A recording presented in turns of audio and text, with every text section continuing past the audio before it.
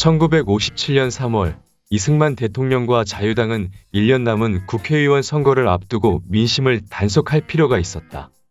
1년 전인 1956년 제3대 대통령 선거에서 이승만 대통령은 유효 득표수 중 70%의 표를 받아 당선되었다. 단순한 계산으로 2배가 넘는 차이였지만 여기에는 대통령 선거 유세 도중 서거한 민주당 신익희 후보의 무효표에 대한 영향력이 빠져 있었다. 정상적으로 선거가 진행되어 무효표가 전부 유효표였다면 이승만 대통령의 득표는 55% 밖에 되지 않았다. 그리고 당연히 당선될 줄 알았던 부통령 선거도 이기붕 후보가 떨어지면서 민심이 예전 같지 않았다. 그래서 대통령 선거 직후 있었던 지방선거는 각종 편법과 조작으로 자유당 소속 후보들을 지역의 읍장과 면장, 지역의회 의원에 당선시킨다.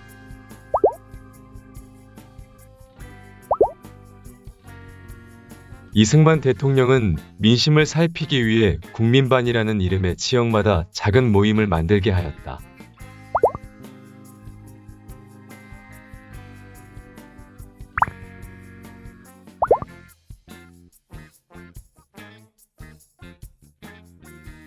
정부가 국민반을 만든다는 명분은 주민들 간의 협동과 정부와 주민들 간의 원활한 소통이라는 이유였다. 하지만 국민반은 지역의 주민들을 모아 한 달에 한 번씩 정부에 대한 교육과 감시의 목적이 있었다. 대도시보다 농촌 지역은 각종 소식과 정보 전달이 늦고 경찰과 공무원들의 말을 잘 따랐으니 지방선거에서 당선된 지역의 자유당 소속 공무원들과 경찰들을 이용해 정부 친화적인 교육으로 우호적인 여론을 만들 수 있었다. 이승만 대통령과 정부는 국민반으로 민심을 감시 단속하였다면 자유당은 다음 선거를 대비해 선거법을 수정할 준비를 하였다. 1954년 3대 국회의원 203명 중 자유당이 114석을 차지했지만 전체 숫자 중 3분의 1인 67석을 무소속이 가져갔다.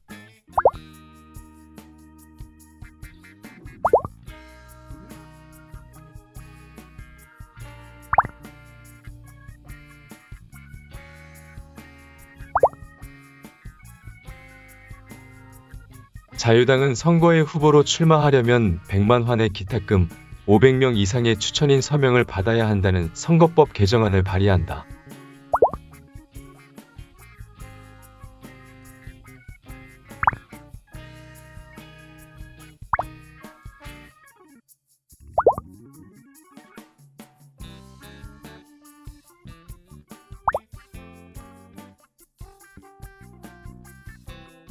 자유당은 기탁금과 추천인 서명 외에도 선거운동 기간과 선거 비용 관리, 불법 선거에 대한 형량도 올리자는 제안을 한다.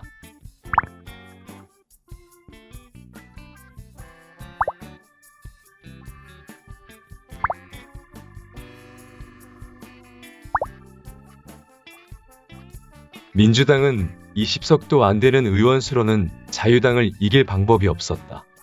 그래서 밖으로 나가 다른 야당들과 여론을 모으기 위한 집회를 열기로 한다. 이런 민주당의 집회 소식은 이기붕에게도 알려진다.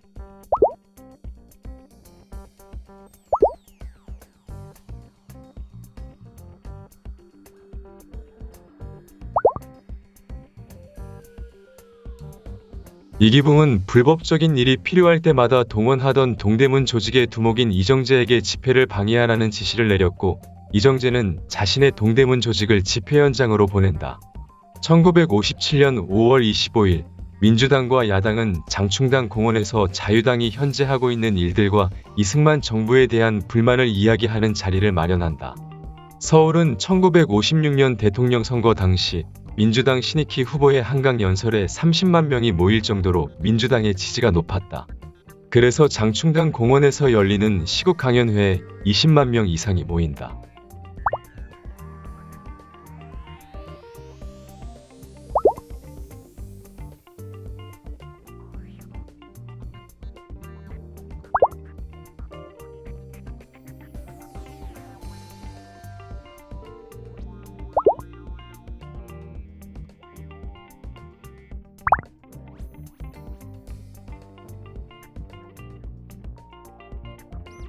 이정재가 보낸 동대문 조직은 돌과 몽둥이를 들고 무대를 점령하였고 마이크 앰프에 불을 질러 마이크를 사용할 수 없게 하였다.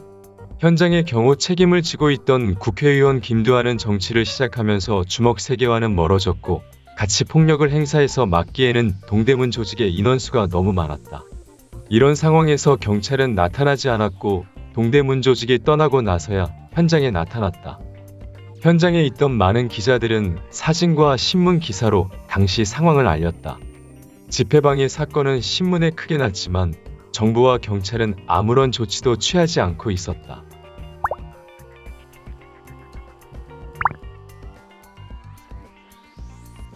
신문에는 계속적으로 정부와 경찰에 대한 이야기가 나왔고 이정재의 부하인 유지광의 정체까지 알려지게 된다.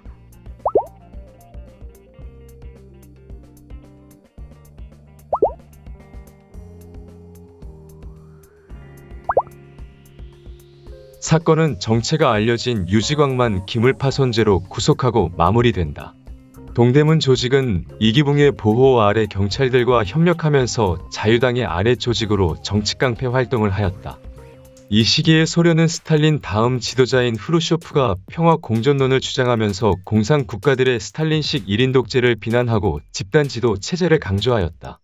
하지만 1인 독재를 하고 있던 중국의 마오쩌둥에게 집단 지도 체제는 자신의 자리를 위협하는 일이었으니 소련과 멀리해야 할 필요가 있었다.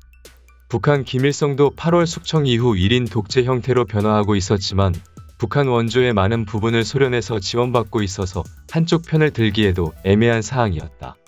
일본은 1955년 일본 자유당과 일본 민주당이 합쳐 현재까지 일본의 권력을 잡고 있는 자유민주당이 만들어졌고 1956년 12월에는 유엔에 가입해 유엔 회원국이 되었다.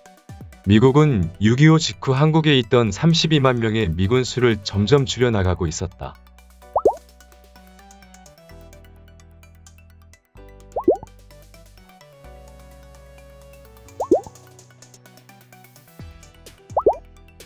(6.25) 전쟁은 잠시 중단된 정전 상태였고 북한에는 아직 중공군이 남아 있었지만 미국은 정전 이후 국방비를 줄이기 위해 병력을 꾸준히 줄여 1957년 미군 숫자를 약 8만 명까지 줄인다.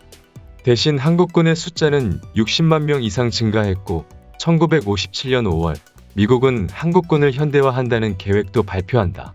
1957년 7월 미국은 한국, 일본, 필리핀 지역을 담당하던 극동사령부를 해체하고 한국전쟁으로 도쿄에 세워진 유엔군 사령부를 용산으로 이전한다. 극동사령부가 해체되면서 지역별로 관리를 위한 기관이 필요했고 한국에는 주한미군 사령부, 일본은 주일미군 사령부가 만들어진다. 특히 주한미군 사령관은 한국에 주둔하는 미군을 관리하고 동시에 한국과 미국 연합군 사령관이면서 유엔 사령관까지 세 가지 직책을 가진 중요한 자리였다. 그리고 한국군 현대화 계획에 따라 당시 몇 나라만 가지고 있는 최신형 전투기까지 미국에서 가져온다. 미국의 도움과 당시 병력 규모로 세계 5위의 군사력이었다. 반공과 북진 통일을 정치적으로 이용했던 이승만 대통령에게는 좋은 상황이었다. 그런데 한 달 뒤인 1957년 8월 소련은 대륙간 탄도 미사일 개발에 성공한다. 이제 마음만 먹으면 미사일에 핵폭탄을 실어 미국까지 날릴 수 있었다.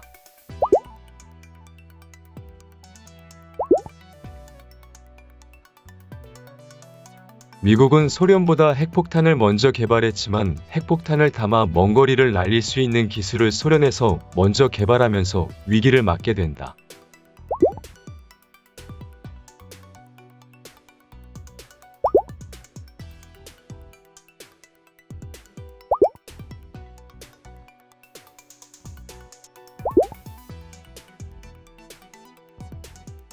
소련은 대륙간 탄도 미사일 개발 2달 뒤 최초의 인공위성 스푸트니크를 우주로 쏘아 올린다. 미국은 기술 격차로 인해 세계 최강국가라는 자존심에 상처를 입었고 소련의 핵미사일이라는 새로운 위협이 생겼다.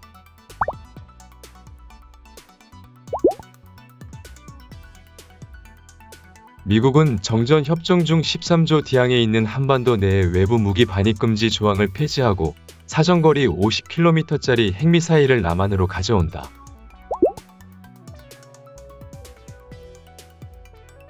(1958년 1월) 주한미군 사령부는 공식적으로 핵미사일 도입 사실을 외부로 알려 혹시 모를 북한의 도발을 차단시켰다. 1957년 11월 자유당과 민주당은 장충단 사건 등 중간에 여러 문제가 있었지만 선거법 개정안에 합의한다.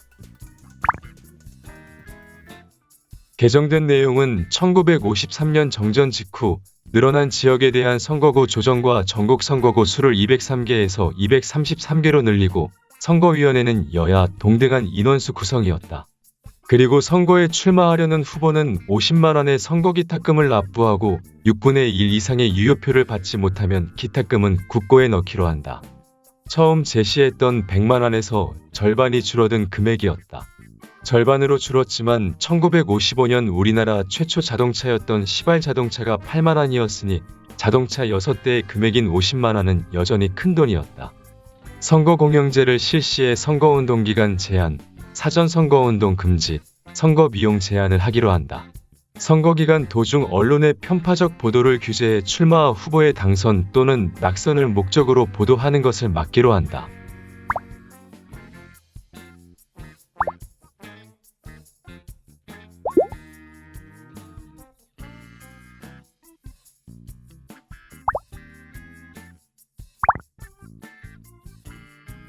선거기탁금의 목적은 무분별한 선거 출마를 막자는 의미였으나 무소속이나 돈이 없는 작은 정당 후보들의 출마는 어렵게 되었다. 그리고 사전선거 운동 금지 조항을 넣어 후보로 등록한 이후 선거일까지만 선거운동을 할 수 있게 기간을 제한했다. 짧아진 선거운동 기간은 새로 출마한 후보에게는 자신을 알릴 기회가 부족했고 유권자들도 잘 모르는 후보보다 조금이나마 알고 있는 후보에게 투표하니 기존 정당인 자유당이나 민주당 후보가 유리할 수밖에 없었다. 특히 자유당은 선거법에 언론 규제 조항을 포함시켜 정부의 비협조적인 언론들을 통제하고 싶어 하였다. 1957년 당시 신문사들은 정부의 친화적인 신문사와 각자의 정치적인 색깔을 가진 정부의 비판적인 신문사가 나눠져 있었다.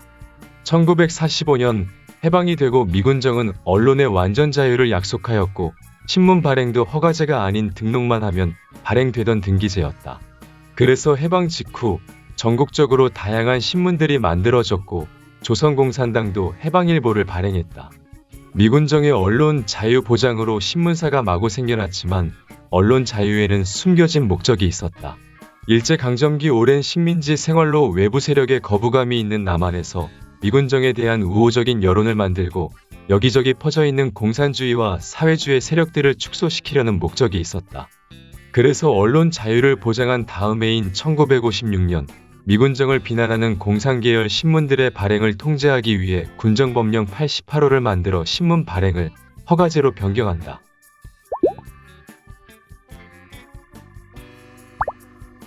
군정법령 88호는 공산세력 신문들을 힘들게 했고 이 시기 조선공산당이 발행하던 해방일보가 정판사 위조 집회 사건으로 문제가 생기면서 미군정은 해방일보 발행을 취소한다. 그리고 해방일보를 발행하던 조선정판사 건물과 시설을 천주교에 넘긴다. 조선정판사를 넘겨받은 천주교 서울교구는 1906년 조선천주교에서 창간되었다가 폐간된 경향신문을 1946년에 다시 창간한다. 동아일보는 1920년 김성수를 대표로 민족, 민주, 문화주의를 목표로 창간된 신문이었다. 김성수와 동아일보 계열 인물들은 미군정이 들어서자 다양한 세력들과 함께 한국민주당 창당에 참여한다. 정당이 만들어졌으나 한국민주당은 당을 대표할 정치적 인물이 없었다. 그래서 미국에서 귀국하는 이승만을 당대표로 모시려고 하였다.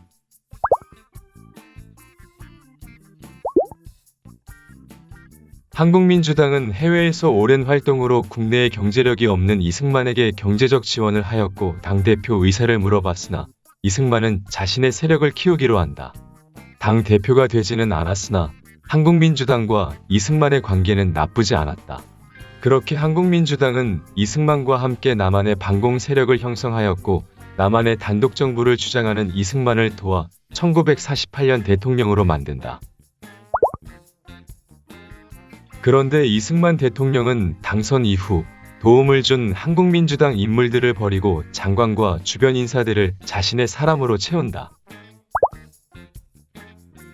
한국민주당은 경제적 지원을 하고 대통령 당선에도 도움을 주었지만 이승만 대통령에게 정치적으로 버림받게 되자 한국민주당의 신문사였던 동아일보는 정부의 비판적인 신문이 된다. 미군정의 도움으로 만들어진 경향신문은 초기에 이승만 대통령을 지지하던 신문이었으나 4.4.5 폐영과 부당한 정치행위, 천주교 신자였던 장면에게 했던 행동들을 보면서 이승만 정부의 비판적인 신문이 되었다. 이승만 대통령과 신문사와의 문제는 대통령 당선부터 시작되었고 장기 집권을 생각하는 이승만 대통령은 당시 사람들이 가장 많이 정보를 접하고 여론을 형성하는 신문을 통제 관리할 필요가 있었다. 하지만 언론사들을 통제할 법률적인 수단이 없었고 그나마 할 수 있는 방법이 미군정 당시 만들어진 군정법령 88호를 가져다 적용하는 것이었다. 군정법령 88호는 미군정이 공산당을 상대하기 위해 만들어진 법으로 대한민국 정부가 세워지면서 사실 효력이 없는 법이었다. 그래서 대통령과 자유당은 신문지법이나 출판물 단속법을 만들려 했으나 언론들의 반발과 신문들의 영향력으로 인해 법을 통과시키기 어려웠다.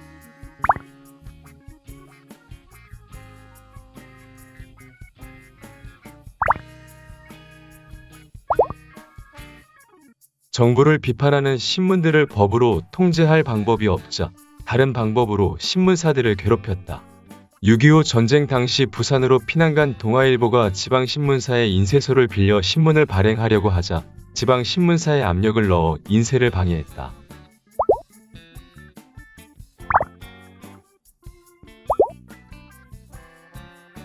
계엄령이 선포된 부산 정치파동 당시 경향신문 부산공장의 시설을 파괴하고 당시 조선일보 사장이었던 방응모가 북한으로 납치되어 실종되자 발행인이 없다는 이유로 신문 발행을 막았다. 그리고 신문 인쇄는 인쇄판에 금속 활자를 한 글자씩 올려 한 면의 신문을 완성해 찍는 방식으로 금속 활자를 일일이 찾아야 했다. 당시 한문이 섞인 신문들은 비슷한 글자가 많았고 실수로 큰데 대신 개견을 찍는 일이 자주 발생했다.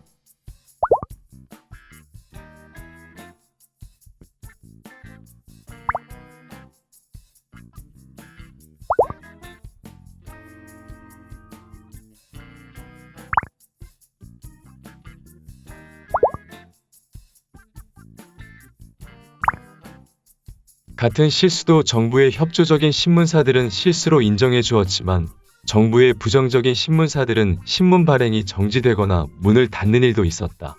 국민방위군 사건, 발췌개헌, 정경유착, 부정선거 등 이승만 정부의 비판적인 기사들은 대통령과 자유당을 곤란하게 만들었고 특히 선거를 앞둔 시기에 이런 기사는 더욱 부담이 되었다. 1957년 당시 정부의 비판적인 동아, 경향, 조선, 한국일보들은 신문 판매 1, 2, 3위 신문들이어서 영향력 또한 무시할 수 없었다.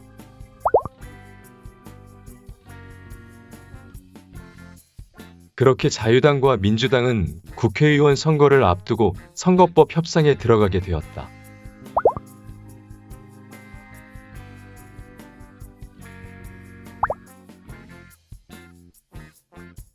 그동안 선거 때마다 선거참관인 부족으로 투표와 개표 시 손해를 보았던 민주당은 선거참관인 확대를 제안하고 자유당은 선거기간 언론보도 규제를 서로 교환하는 방식으로 선거법 개정안에 합의한다.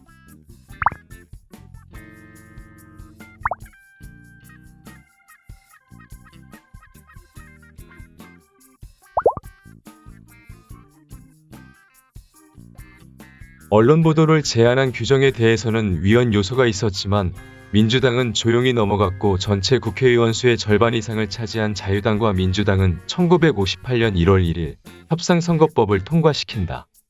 선거법 통과로 선거기간 동안 부정선거 의혹이 있어도 신문들은 선거 기사를 올릴 수가 없게 되었다.